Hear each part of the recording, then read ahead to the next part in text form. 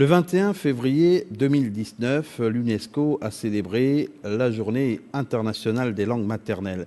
Et on se souvient que le thème retenu pour le compte de l'année 2019 est les langues autochtones. Ça compte pour le développement, la construction de la paix et la réconciliation. Et nous avons choisi d'évoquer justement la question autrement, en se posant la question de savoir si il est désormais utile d'imposer l'apprentissage des langues maternelles dans les programmes de nos différents pays. On parle bien entendu des pays d'Afrique au sud du Sahara. Et pour en discuter sur ce plateau, un historien et linguiste, docteur Cyriaque Akemozogo. Bonjour. Bonjour. Bonsoir et bienvenue. Bonsoir. Ghislain Médard-Robian, qui est enseignant, psychologue, conseiller d'orientation. Bonsoir. Bonsoir.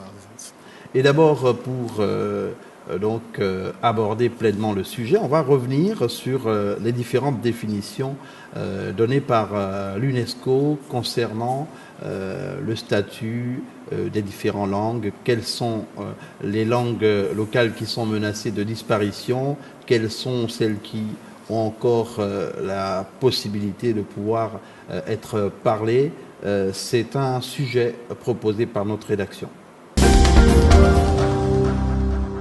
Selon l'UNESCO, toutes les 2 semaines, une langue disparaît, emportant avec elle tout un patrimoine culturel et intellectuel.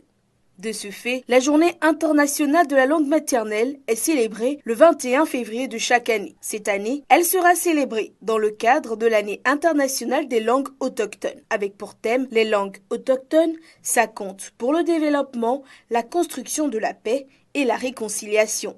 L'objectif majeur est de promouvoir la diversité linguistique et l'éducation multilingue.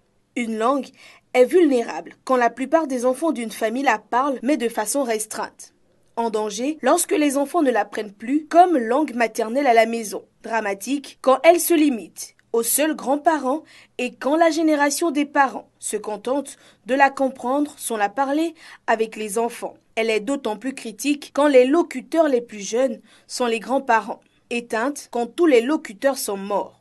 Quand une langue est parlée par son peuple, elle sert à transmettre la culture, les valeurs et le savoir traditionnel. Cette initiative de l'UNESCO vise à valoriser le fondement identitaire qui tend à disparaître. Comment arriver à parler aisément les langues maternelles quand on se souvient qu'il y a encore quelques années, eh bien les parler, et même jusqu'à présent les parler dans certains pays, fait qu'on est raillé et pris pour quelqu'un d'arriéré. Tout à fait. Le fait est que aujourd'hui, lorsqu'on parle de langue maternelle, on voit d'abord la mère. Ça veut dire que c'est la langue dans laquelle l'enfant baigne au contact de la mère dans le ventre et celle qu'il acquiert dès la naissance. Ce qui fait que dans ce processus d'acquisition de la langue maternelle, il se trouve qu'il y a des peuples qui font tout pour la préserver et donc la pratiquer quotidiennement. Et d'autre part, il y a malheureusement d'autres peuples qui, au contact de la colonisation et des colons, ont pu malheureusement perdu les fondamentaux de la pratique de certaines langues maternelles. Et ce qu'on peut déplorer aujourd'hui. On perd la pratique de certaines langues maternelles parce qu'on n'a pas, en ce qui concerne les différents États, pris suffisamment de la mesure de l'importance de ces langues pour nous permettre de nous construire. Bon, tous les peuples du monde ont un socle. Et très souvent, ce socle repose sur le parler. Donc, la langue qu'on appelle également le patois. C'est-à-dire l'élément fondamental sur lequel on se retrouve lorsqu'on appartient à un territoire. Ce qui veut dire que pour qu'un peuple puisse bien évoluer, pour qu'un peuple puisse mieux s'implanter dans son environnement, dans sa société, il faut évidemment qu'il mette en exergue et qu'il pratique cette langue. Et lorsque vous échappez, ou lorsque cette pratique vous échappe, justement comme il évoquait, au contact d'autres influences, eh ben, on perd ce socle. Comprenez? On perd cet élément de base qui nous permet de nous construire en tant qu'élément de la société, en tant que partie prenante du monde.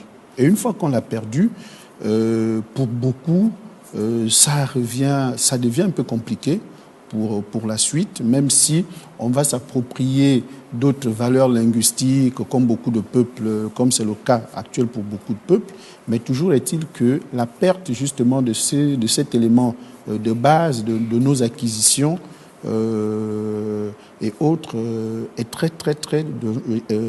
c'est vraiment quelque chose de dangereux pour les peuples aujourd'hui. Et comme on voyait tout à l'heure avec le thème de la journée internationale de la langue maternelle, toute la question est aujourd'hui, qu'est-ce que c'est qu'une langue maternelle? Qu'est-ce que c'est qu'une langue maternelle, Cyriaca Kohizogo, vous qui êtes historien? Le mal vient de loin, si on peut le définir comme ça. Tout à fait. Déjà, aujourd'hui, peu de parents parlent la langue à leurs enfants.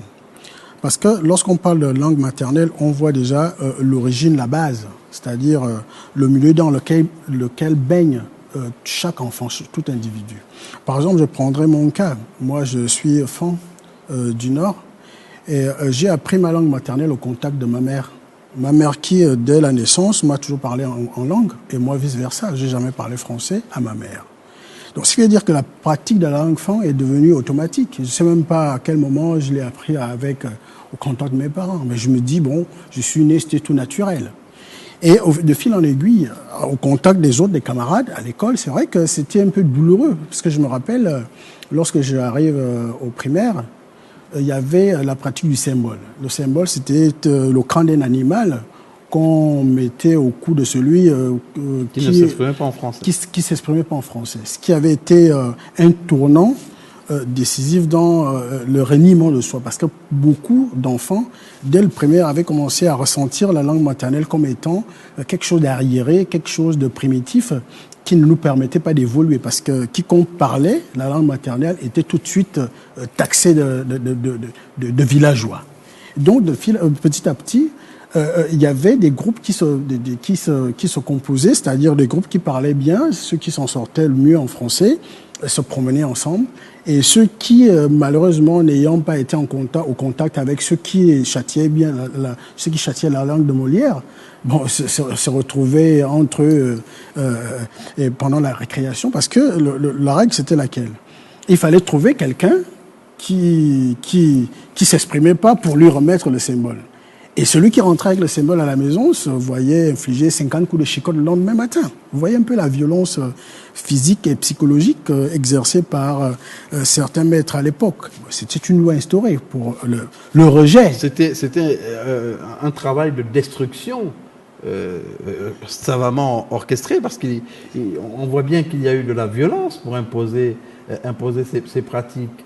Mais par la suite, est-ce qu'il y avait une forme de résistance à la maison? Comment vous êtes parvenu à poursuivre vos études et à finalement vous imposer avec votre personnalité, avec votre choix de parler votre langue? Tout à fait. Je dirais, moi j'ai peut-être eu cette chance-là d'avoir étudié dans un environnement monolinguistique, c'est-à-dire au niveau du Wellington, hein, c'est-à-dire au nord du Gabon. Au nord du Gabon, aussi bien à la maison qu'à l'école, que dans toute la vie quotidienne, tout le monde parle la langue fan. Donc du primaire au secondaire, j'ai baigné dans la culture et la langue fan. Mais en revanche, quand j'arrive à l'université, c'était différent parce que tout de suite, on arrive dans un endroit cosmopolite avec plusieurs identités, plusieurs langues, plusieurs cultures. Et tout de suite, il y a quelque chose qui s'opère, c'est-à-dire l'acceptation de l'autre. C'est-à-dire la question d'altérité s'est posée. Comment devrais-je me redéfinir en tant que Gabonais fan? Parce que je n'étais plus dans un milieu monolingue dans lequel le fan était la seule langue, voilà, la langue la plus parlée. Donc j'ai appris à me redéfinir comme étant d'abord Gabonais, ensuite fan, au contact des camarades de classe qui n'étaient pas fans. Mais ce qui veut dire que dans ce processus de redéfinition de soi, je me suis rendu compte qu'il fallait d'abord que j'ai les pieds sur terre, c'est-à-dire que j'ai une parfaite maîtrise de ma langue maternelle, ce qui m'a permis de mieux rebondir, parce que moi, j'ai fait des études ibériques, c'est-à-dire l'espagnol, qui a été mon outil académique, étant dans un département de langue espagnole. Donc j'ai dû affiner mes connaissances de l'espagnol au travers des bases que j'avais déjà au travers de la langue maternelle. Et je précise à nos téléspectateurs que la langue Fan est une langue parlée en Afrique centrale, notamment au Gabon, au Cameroun, en Guinée équatoriale, et on a découvert qu'aussi au Congo. C'est bien cela. Donc c'est une langue parlée dans ces différents pays d'Afrique centrale et justement dans laquelle on trouve, comme dans les autres langues parlées dans les pays d'Afrique centrale, énormément de ressources pour se construire. Mais comment arriver à imposer dans les programmes, vous êtes psychologue et conseiller d'orientation, dans les programmes, les langues maternelles? C'est vrai qu'il y a des tentatives, il y a des langues maternelles prises en compte dans les programmes de certains établissements, mais est-ce que c'est évident d'arriver à les faire accepter? Alors, le processus d'introduction des langues maternelles dans nos programmes scolaires repose également sur la vision de la politique éducative. C'est-à-dire, le système éducatif gabonais, comment est-ce qu'il est conçu? Est-ce qu'il est conçu comme étant cet outil qui doit accompagner le développement intégral du pays et en même temps qu'il va accompagner le développement du pays, il doit également participer à la construction totale de l'homme, du Gabonais, en tant qu'acteur majeur de ce processus de développement et de construction du pays. Qu'est-ce que je voudrais dire concrètement? La langue est, comme je l'ai dit tantôt, c'est le socle. D'accord? La langue maternelle, c'est le socle. C'est l'outil qui permet de bâtir une nation. Les grands stratèges, géopoliticiens, etc., pour vous le diront. Et c'est également un outil impérialiste. Par conséquent, lorsque nous intégrons nos langues maternelles dans les programmes, c'est pour que le Gabonais, qui est en construction dans son système éducatif, se perçoive comme étant un être total et intégral qui épouse les valeurs de son pays. Parce que ce n'est pas à travers le français ou l'anglais que je vais m'approprier les valeurs de ma culture. Et là, qu'on soit au Gabon ou ailleurs, le schéma, l'objectif est le même.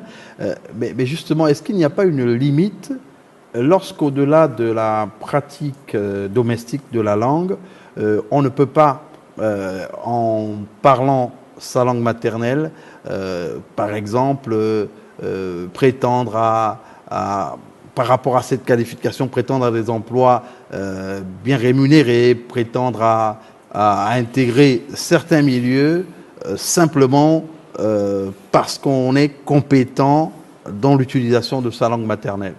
Oui, mais tout à fait. C'est ce que certains semblent dire, c'est-à-dire dès lors que tu maîtrises la langue maternelle, on te taxe de quelqu'un qui n'est pas très évolué, alors que c'est tout le contraire. Moi, je prends toujours mon cas. Lorsque je termine les études à l'université, je vais en France. Mais c'est un Français qui m'a, disons, permis de reprendre conscience de l'importance des langues maternelles en France. Pourquoi? Parce qu'un jour, lors d'une conversation, il me dit, mais écoute, toi, au Gabon, vous parlez quelle langue? Je dis, mais au Gabon, on parle français. Il me dit, mais français, comment ça le français au Gabon? Je dis, c'est la langue officielle de mon pays. Il me dit, mais oui, est-ce qu'il n'y a pas un Gabonais, tu parles pas le Gabonais? Je dis, non, il n'y a pas un parler gabonais. Tu parles pas l'africain? Je dis, non. Je dis, pourquoi? Il dit, non, parce qu'on conçoit que l'Afrique doit avoir ces langues, au-delà des langues issues de la colonisation. J'ai dit, non, mais nous avons des petites langues. Il m'a dit, bon, la tienne, c'est laquelle? J'ai dit, le Fan. Il dit, si je vais l'apprendre, quels sont les manuels? Est-ce qu'il y a un manuel d'apprentissage du Fan? J'ai dit, non, à l'époque, il n'y en avait pas. Il dit, donc, c'est pas une langue, c'est un patois. Et il avait dit vraiment avec condescendance, c'est-à-dire, bon, c'était vraiment avec un peu de réserve et de mépris. Bon, j'ai compris que c'était une langue qui n'a pas de manuel, qui n'a pas de support didactique. Bon, peut-on l'appeler langue? Après, bon, j'ai dû me défendre, mais à ce moment précis, le gars rebondit en disant, ben, tu sais, tant que tu me parles pas ta langue, et si je n'arrive pas à l'apprendre au travers des manuels, ben, disons, vous n'êtes pas sorti de l'auberge parce que on est venu vous coloniser parce que nous avions estimé à l'époque que vous étiez des sous-hommes. Et donc, il y a cette prise de conscience-là. Mais cette prise de conscience, elle passe aussi par une forme de révolution. Une révolution intérieure, personnelle. En fait, il y a la révolution intérieure. Il faut également une révolution intellectuelle. Mais tout repose beaucoup plus sur une décision politique. En fait, il faut une vision politique de l'usage de la langue maternelle. Qu'est-ce qu'on veut en faire?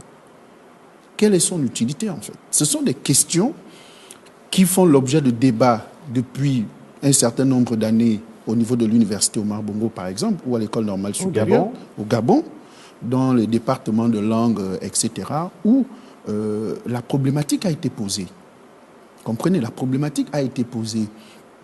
Mais il y a ce souci majeur, c'est-à-dire la décision politique de permettre la matérialisation de la réflexion intellectuelle. C'est là où il y a le petit bémol. Pourquoi? Moi, je me rappelle, lorsque nous étions à l'université, et ça me permet également de rendre un hommage à celui qui m'a permis justement d'expérimenter le monde de l'enseignement, Tanguy Zué.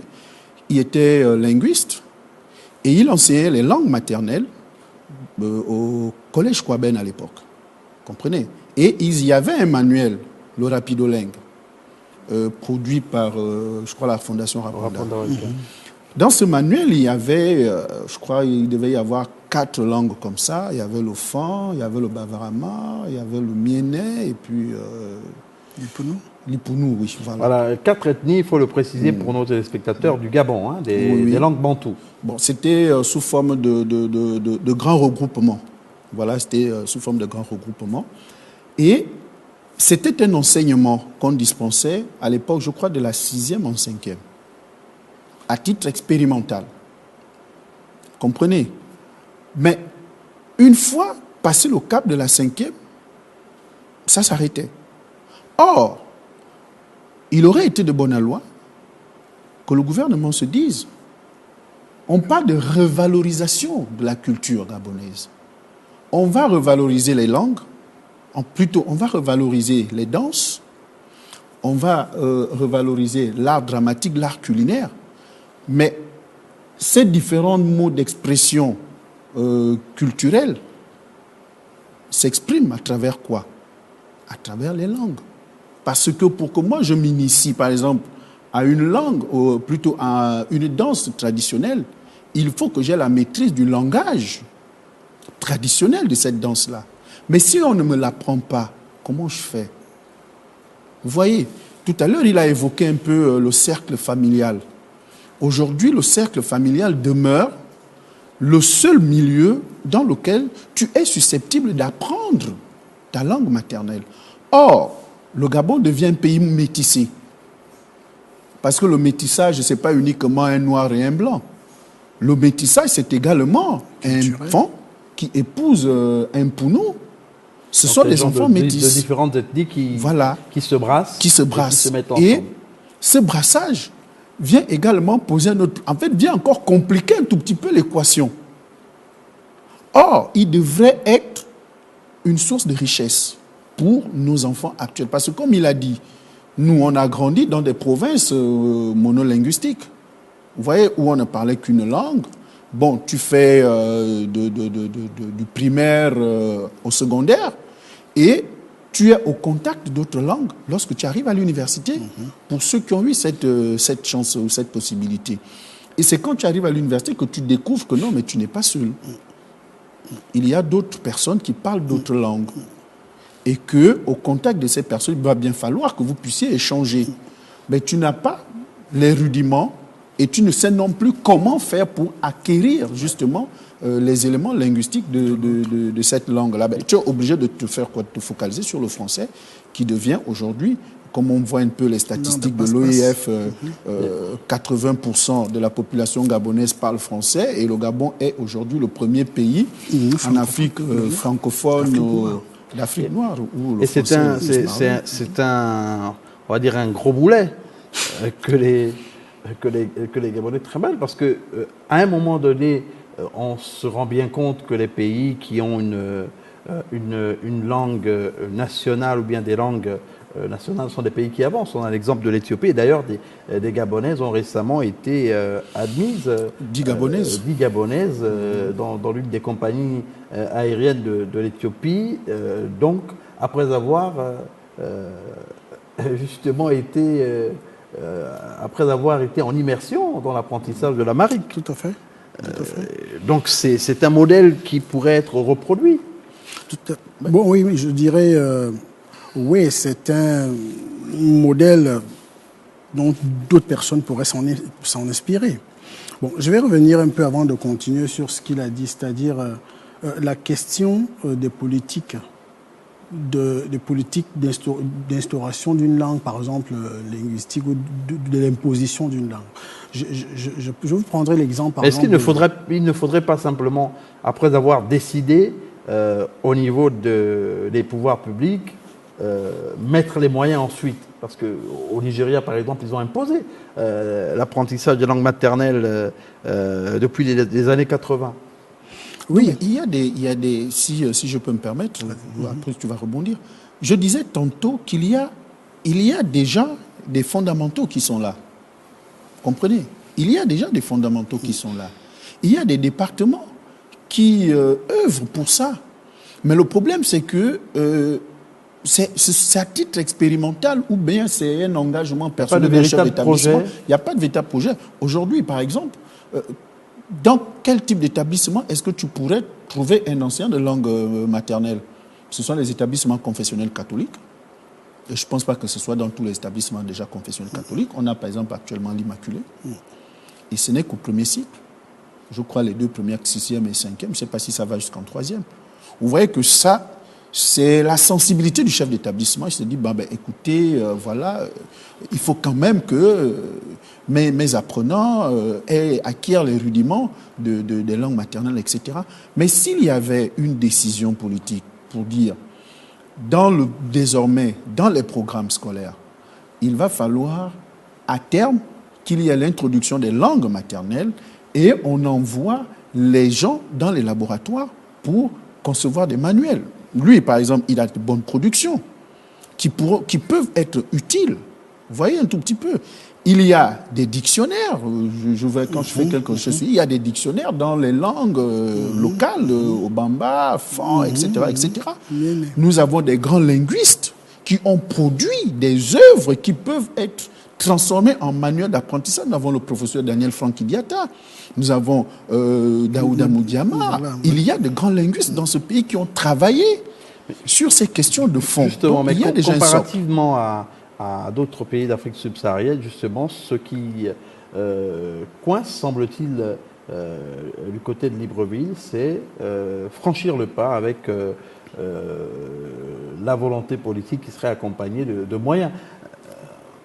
Parce que si vous prenez par exemple l'Afrique de l'Ouest, dans la plupart des pays, il est naturel de s'exprimer dans sa langue maternelle, et il est naturel de s'affirmer en langue maternelle. Oui. Mais, oui, il faut peut-être décomplexer les gens. Ça, je crois que c'est une des pistes. C'est une des pistes. Donc, je crois que le débat est très intéressant. C'est-à-dire réfléchir pour amener les pouvoirs publics à instaurer une véritable politique linguistique dans ce pays.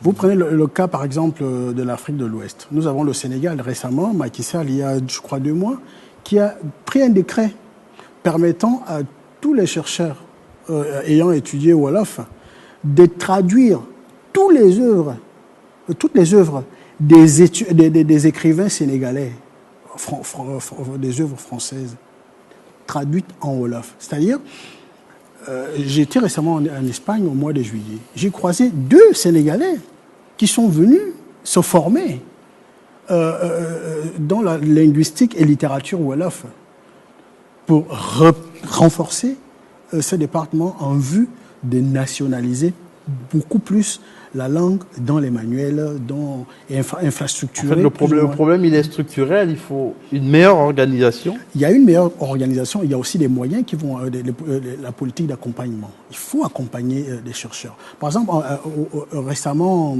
même à côté au Cameroun, l'école normale supérieure de Yaoundé a un département de langue nationale. Vous avez quelqu'un qui sort avec une maîtrise en français, en espagnol, une maîtrise en béti, en bamileke, et ces professeurs se valent. Il n'y a pas une langue supérieure à une autre. Ça dépend des politiques instaurées par les gouvernants. Mais là n'est pas l'unique solution. Il faudrait bien le dire. On dirait, comme l'a dit mon frère, les parents jouent aussi un rôle. Pourquoi? Parce que si la langue n'est pas transmise dès le bas âge à la maison, il faut avouer que d'année en année, les choses se compliquent. Et il a parlé, par exemple, les couples mixtes aujourd'hui. 2 ethnies différentes qui se marient et dont l'enfant se retrouve dans l'entre-deux. C'est l'enfant, c'est la femme qui transmet la langue maternelle. Et si cette femme ne maîtrise pas sa langue, mais vous voyez, l'enfant se retrouve dans l'entre-deux, et finalement, c'est quelqu'un qui naît et qui n'a aucune identité. Ni celle du père, ni celle de la mère. Et la conférence d'Addis Abeba de 1966, qui a fait l'état de l'éducation en Afrique noire. Et cette conférence a pris le parti pour la contextualisation de l'enseignement en Afrique. C'est-à-dire, tout dans les manuels, dans les programmes africains, tout pays doit tout faire pour instaurer des programmes ayant trait aux réalités du terroir. Un travail de longue haleine. Un travail de longue haleine. Et donc, il y a des peuples qui ont pris ce problème à bras le corps et qui ont imposé l'apprentissage des langues, qui ont ouvert des départements de langue nationale. Parce que nous avons un département de linguistique à l'Université Marbongo. Mais enseigne-t-on les langues nationales? Je n'y crois pas. Non.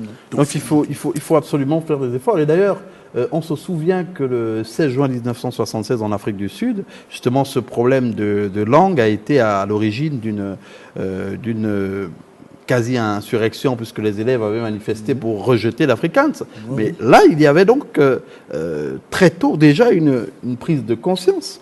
Tout à fait. Parce que la langue est un outil de pouvoir, comme il a dit. C'est le pouvoir. Dès lors que vous avez l'outil linguistique, vous avez la capacité de brocarder ou de réifier toute une communauté. Parce qu'un peuple qui n'a pas de langue, c'est un peuple qui n'a pas de culture. Parce que c'est la langue qui dit la culture. Et un peuple qui n'a pas de culture n'a pas d'identité. Et sinon, on n'a pas d'identité. Nous sommes résiduels. Nous devenons des objets. Et c'est Joseph Kizerbo, le grand historien burkinabé, qui l'avait dit. Que tout peuple qui perd sa langue et sa culture deviendra un objet de l'histoire. Et donc chacun doit se battre pour infrastructurer non seulement sa langue, mais aussi toute sa culture pour avoir une place au monde. Alors on est absorbé par la mondialisation aujourd'hui. Comment ne pas devenir des objets de l'histoire en abandonnant nos langues, comme le disait Joseph Kizerbo, que venait de citer Cyriaque à Komezogo. Mais Aziz, tu fais bien d'interpeller la mondialisation. Qu'est-ce qui fait aujourd'hui la force des pays qui tirent les autres dans le train de la mondialisation? Mais c'est la langue.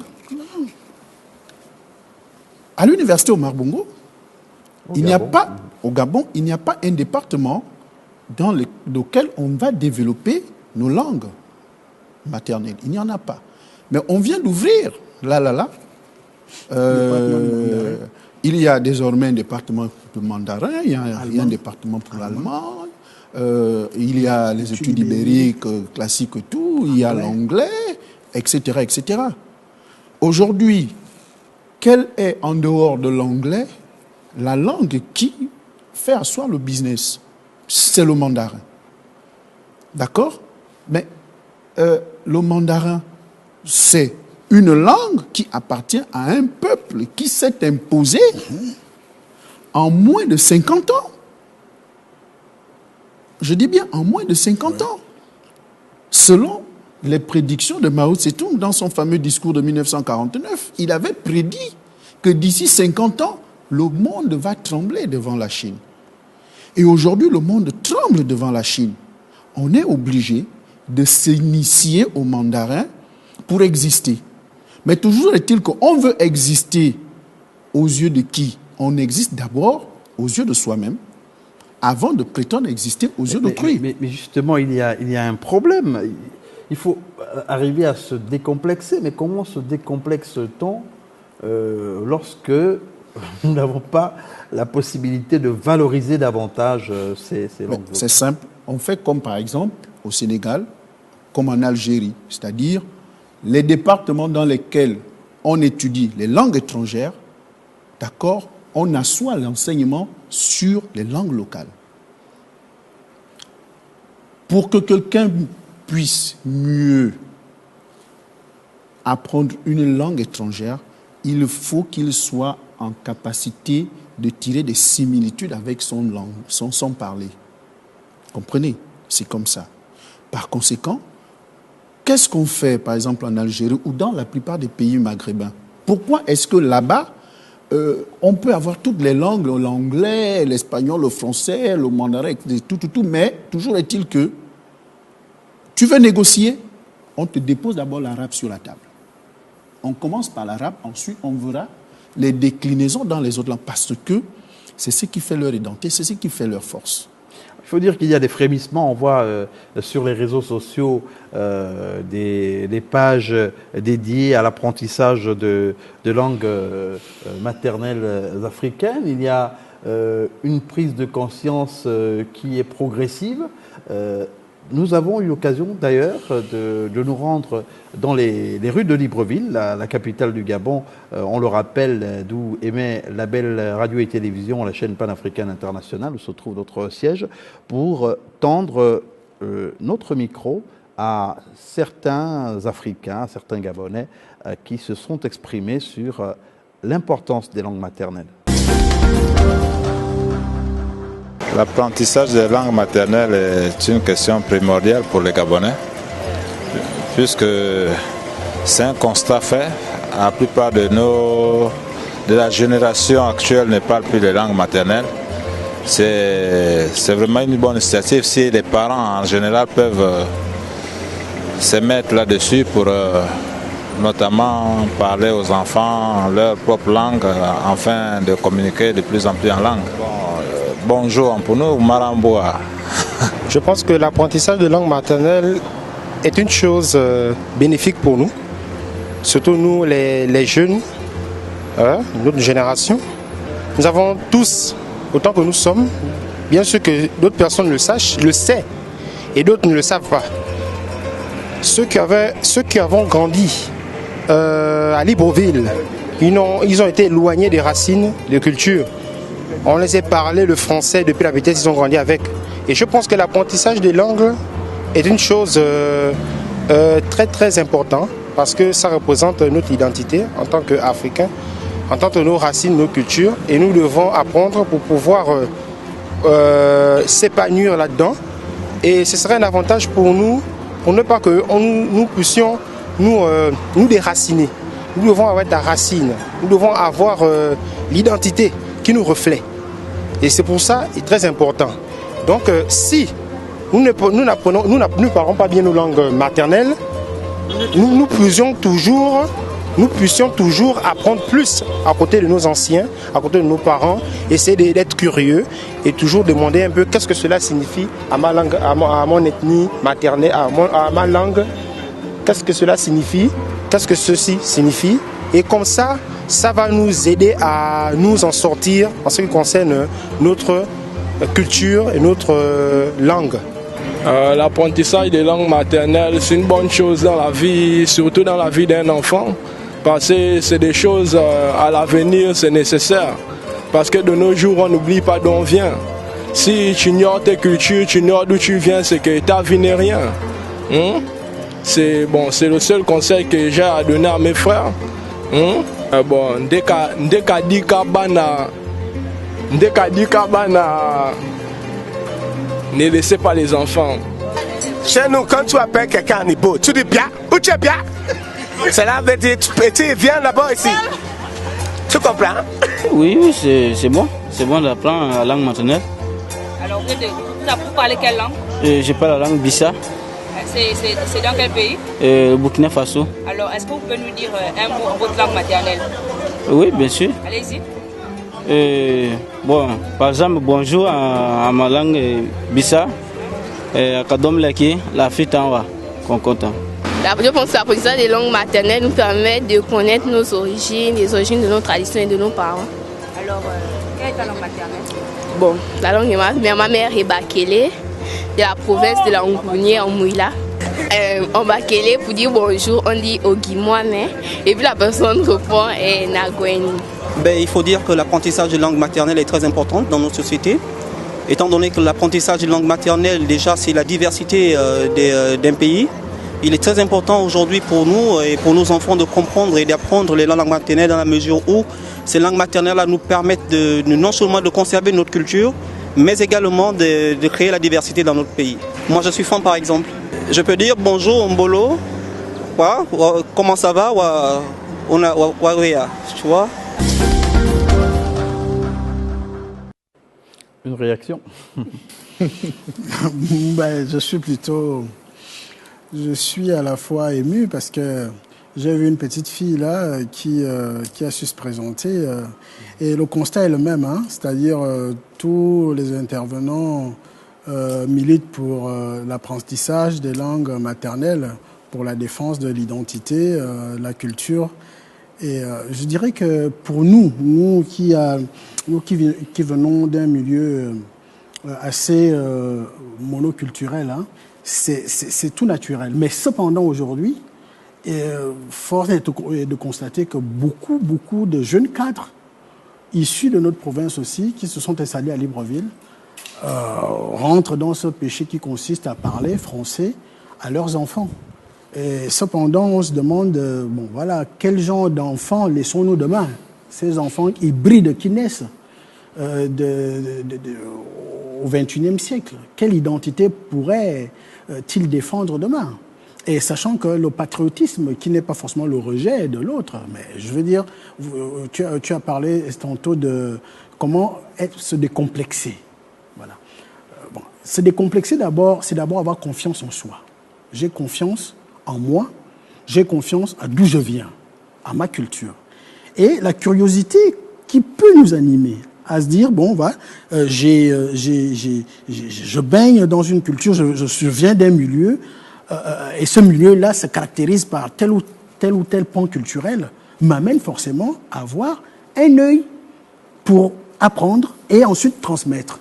Pour qui? Pour la postérité. Mais si nous nous dévalorisons, mais je crois pas. Je vois pas comment est-ce qu'on pourra arriver à nous décomplexer. Si déjà nous-mêmes, nous n'avons pas confiance en nous, en notre héritage, ce qu'on appelle le patrimoine culturel, comment est-ce que nous allons la défendre? C'est la fierté de soi qui fait en sorte que chacun puisse aller au contact de ça et se dire, je parle de façon décomplexée à n'importe qui, aussi bien un occidental qu'un Africain venant d'autres horizons. On parlait tout à l'heure de mondialisation. Quel avenir pour une langue qui ne peut pas permettre de construire des avions, qui ne peut pas permettre de construire peut-être des bateaux, des voitures, dans un environnement mondialisé? Parce que l'Amérique, ça permet d'apprendre les mathématiques, ça permet de devenir pilote, etc. Et on a des exemples aujourd'hui en Éthiopie. Oui, effectivement. La survie d'une langue dépend de ce qu'on veut en faire. Par rapport à ta question, aujourd'hui, je ne pense pas qu'un Sénégalais peut se poser la question de l'avenir du Wolof. Je ne crois pas. Je ne pense pas qu'aujourd'hui, un Congolais qu'il soit de la RDC ou de Brazzaville, peut se poser la question de savoir quel avenir pour ou le Lingala ou l'autre langue. Le Bambara au Mali. Voilà. Mais il y a bien du mandarin sur les appareils électroménagers, les téléphones, etc. Oui. Est-ce qu'il ne faudrait pas aller vers ce type de modèle? En fait, ce qu'il faut comprendre, c'est que la survie d'une langue, d'accord, certes, elle peut s'accompagner de l'expression sur l'étiquette d'un produit, mais elle participe déjà également du langage. Qu'est-ce que je voudrais dire? Si on prend les chiffres, le décompte, 1, 2, 3, jusqu'à 100, ou je ne sais pas trop. Dans combien de langues maternelles, chez nous, ici, on est capable de compter de 1 jusqu'à 1 milliard. Dans combien de langues maternelles aujourd'hui, on est capable de citer l'alphabet? Moi, je me suis amusé à faire quelques petites recherches. Selon un tout petit peu ce que l'UNESCO présente des langues du Gabon, ce sont des langues qui s'expriment à travers l'alphabet latin. Est-ce que tu comprends un tout petit peu? Ça voudrait dire qu'en fait, nos langues ont un gros problème. C'est-à-dire, même pour qu'elles s'expriment, elles empruntent. Elles empruntent. Et c'est ça le problème justement de la survie. C'est un défi à relever par les linguistes. Oui, tout à fait. Voilà pourquoi il faut d'abord une prise de conscience individuelle et ensuite collective. Parce que si nous ne prenons pas conscience déjà de ces problèmes, mais qui va les résoudre? Il faudrait déjà qu'il y ait cet état des lieux. C'est-à-dire infrastructurer nos langues, leur donner une consistance, une base lexicale, une base grammaticale. Et partant de l'alphabet, tout ce qui tourne autour. Bon, maintenant, si la prise de conscience y est et que les moyens ne suivent pas, vous voyez qu'il y a un gros problème. Parce que pour qu'on construise aujourd'hui, je ne sais pas, des immeubles, des avions, c'est vrai que la langue peut jouer un rôle. Mais qui construit ces avions? Ce sont des personnes qui ont une culture, qui ont une identité, qui ont des valeurs. Et qui savent où elles vont. Mais si nous, n'ayant pas de valeur, n'ayant pas d'identité, n'ayant pas d'idéal linguistique, mais comment allons nous projeter vers l'avenir? Et de quel avenir allons-nous entrevoir? L'avenir, on l'entrevoit mieux dans un contexte où les langues sont maîtrisées, donc où il y a une meilleure lisibilité pour tout le monde. Oui, oui.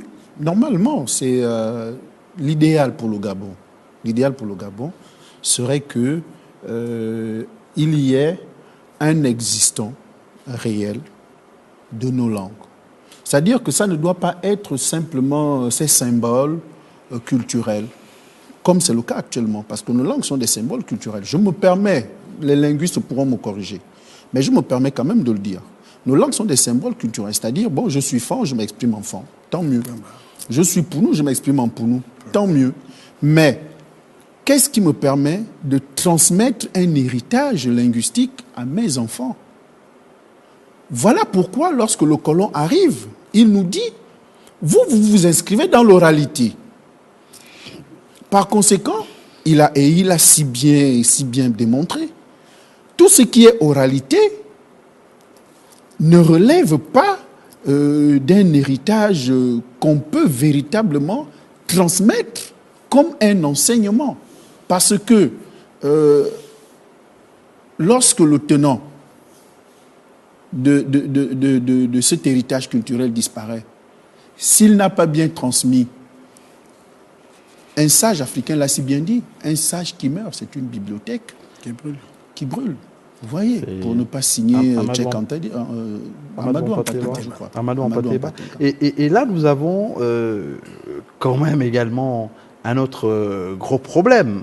C'est-à-dire qu'il faut arriver à organiser tout ça. Mais comment organiser tout cela rapidement pour ne pas perdre davantage de temps? Parce que On parlait de mondialisation. Il y a également les nouvelles technologies de l'information, de la communication qui font que les informations, elles sont distillées à la vitesse de l'éclair.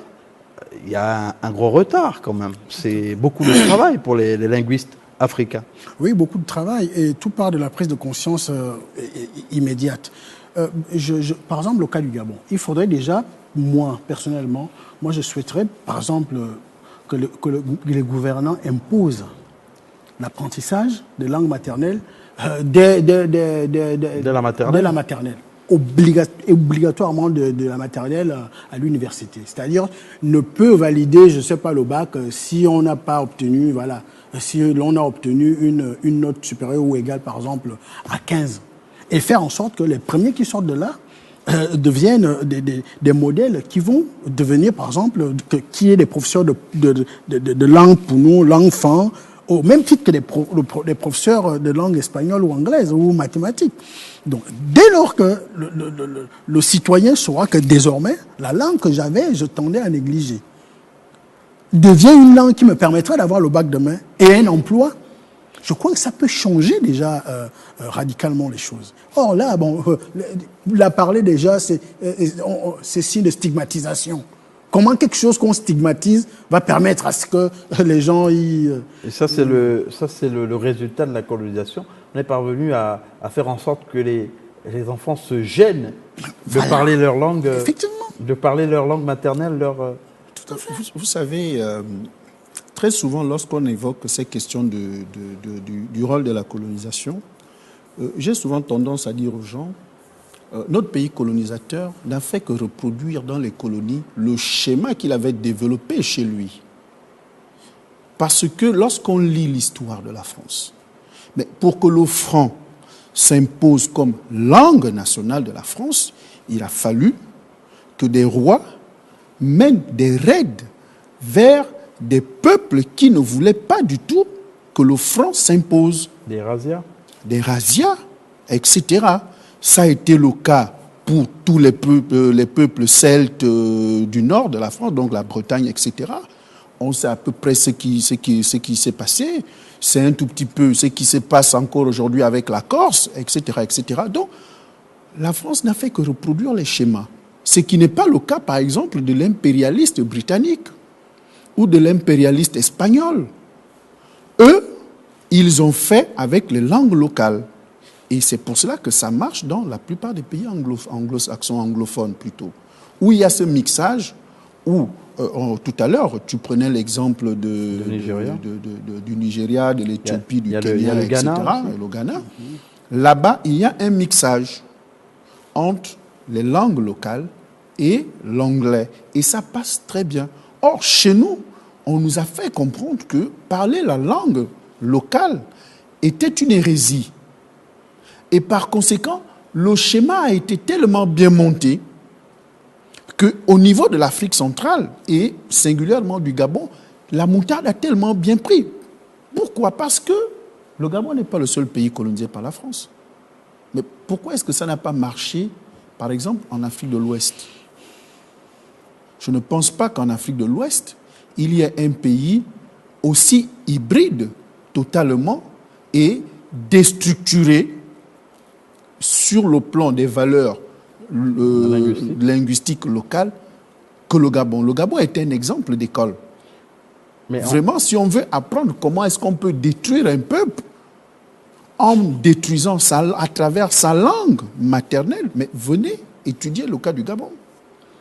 Donc, en ce qui concerne justement la destruction de ces langues maternelles, c'est quand même partie du processus qui a été décrit tout à l'heure. C'est-à-dire qu'on imposait aux enseignants de reproduire des schémas qui obligeaient les enfants à abandonner leur langue. C'est pour cela que je parlais tantôt de la décision politique, parce que pour que l'enseignant applique, il faut qu'il y ait une instruction. Le colon a assis sa vision de la colonisation. D'accord? Et lorsque nous accédons aux indépendances, il y a une relève qui est prise par une administration locale, autochtone. Mais cette administration, pour le cas du Gabon, n'a pas su, je me permets de le dire, se départir justement de ces valeurs qui portaient atteinte aux langues traditionnelles. Comme ça a été le cas dans d'autres pays, parce que la France a colonisé le Gabon, la France a colonisé le Congo, la France a colonisé le Cameroun, la Centrafrique, le Tchad, etc. N'est-ce pas? Mais quand tu vas au Congo, avant que quelqu'un ne te parle en français, il s'adresse d'abord à toi en lingala. Et moi, je m'amuse souvent quand je mets la plupart des chaînes de ces pays. Le Gabon est le seul pays dans lequel tu vas retrouver tous les programmes des médias en français. Je dis bien tous les programmes des médias en français. Mais lorsque tu mets une chaîne congolaise, tu prends toutes les chaînes congolaises, tu verras une émission dans laquelle le présentateur parle en même temps le français et le lingala. Et les gens sur le plateau s'expriment de la même manière. Tu vas au Sénégal, mais là-bas, je vois souvent, il y a le Sénégal, le Mali, le Burkina Faso, le Togo, le Bénin, etc. Tu vois tout un journal en langue locale. Tu vois des émissions entières. On te dit un débat politique, mais il est 100% en langue locale. Mais chez nous, ce serait compliqué. C'est même pas envisageable pour le journaliste. Alors justement, il faudrait avoir été suffisamment formé. On est en train de conclure cette émission. On rappelle que le prétexte a été l'organisation, la célébration le 21 février dernier de la journée internationale des langues maternelles par l'UNESCO, et le thème interpelle les langues autochtones, ça compte pour le développement, la construction de la paix et la réconciliation. Nous sommes arrivés au terme de ce numéro de Sociétal, un numéro au cours duquel nous avons reçu Cyriaque Akomezogo, qui est historien et linguiste, qui a écrit plusieurs livres sur la langue fan, et qui va certainement avoir l'occasion, dans un autre contexte, de nous présenter ses œuvres. Et il y a également Ghislain Médard-Robian, qui est souvent venu sur ce plateau, qui est conseiller d'orientation et psychologue. Merci, messieurs. Merci. Nous rappelons à tous nos téléspectateurs qui nous suivent de par le monde que la Belle Radio et Télévision, la chaîne panafricaine internationale, émet de Libreville, la capitale du Gabon, où se trouve son siège. Très bonne suite de programme.